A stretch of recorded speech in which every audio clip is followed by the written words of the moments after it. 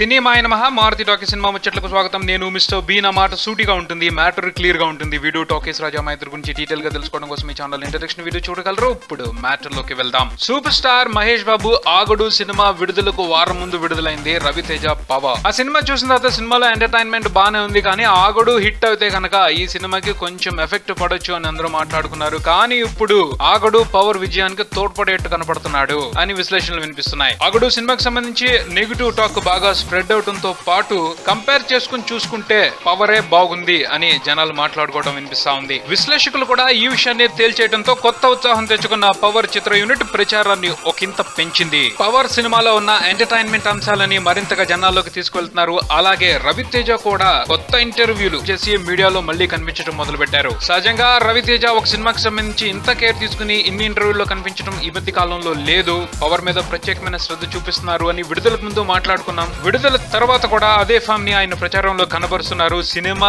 Super hit చేయటమే లక్ష్యంగా ఆయన పనిచేస్తున్నట్టు కనబడతా ఉంది. పవర్ సినిమాకు ఒక్క వారం మాత్రమే ఉంది. ఈ వారం ఏం చేస్తుంది అని అందరూ ఆసక్తిగా ఎదురు చూశారు. ఫస్ట్ వీక్ మంచి కలెక్షన్లు రాబట్టింది. ఇప్పుడు ఆగడు కూడా కొంచెం డివైడ్ టాక్ తెచ్చుకోవడంతో పవర్ సినిమాకి మరో 2 వారాలు బోనస్ గా లభించాయి. గోవిందుడు అందరూ వాడేలే సినిమా రిలీజ్ వరకు కూడా పవర్ బాక్స్ ఆఫీస్ దగ్గర సత్తా చాటే అవకాశాలు కనిపిస్తా ఉన్నాయి. ఇప్పుడు పరిస్థితుల్ని అనాలిసిస్ చేసి చూస్తా ఉంటుంటే ఈ సినిమా బల్బు మీద ఎక్కువ లాభాలని రవితేజ పేరున కట్టుబెట్టే అవకాశాలు కనిపిస్తున్నాయని విశ్లేషకులు అంచనా వేస్తున్నారు. విపరీతమైన అంచనాలతో బాక్సాఫీస్ దగ్గర సందడి చేసి దసరా వసూళ్లను బాగా కొల్లగొట్టాలని ఆలోచించిన ఆగడు మొత్తానికి డీల పడ్డాడనే చెప్పాలి. సో ఈ అవకాశాన్ని ఇప్పుడు రవితేజ అందిపుచ్చుకున్నాడు. ఆయన వసూళ్లను కొల్లగొట్టుకోవడం ఖాయమని అర్థమైపోయింది. జనరల్ గా ఎప్పుడు కూడాను వేరే కాంపిటీషన్ వస్తే మహేష్ బాబు అవతల వాళ్ళకి వదిలేయడం అనేది ఒక ఆన్వాయితీగా పెట్టుకున్నారు. గతంలో సీతమ్మ వాకిట్లో సిరిమల్లి చెట్టు వచ్చినప్పుడు కూడా నాయక్ ని ఎంకరేజ్ చేశారు. అలానే ఈ మధ్యన నేనొక్కడే సినిమాతో వచ్చి ఎవడుని ఎంకరేజ్ చేశారు. ఇప్పుడు పవర్ ను కూడా ఎంకరేజ్ చేస్తున్నారు ఆగడు సినిమాతో అని మాట్లాడుకుంటున్నారు ఇండస్ట్రీలో. నిజంగా గొప్ప మనసు మహేష్ బాబుది. తన సినిమానే కాదు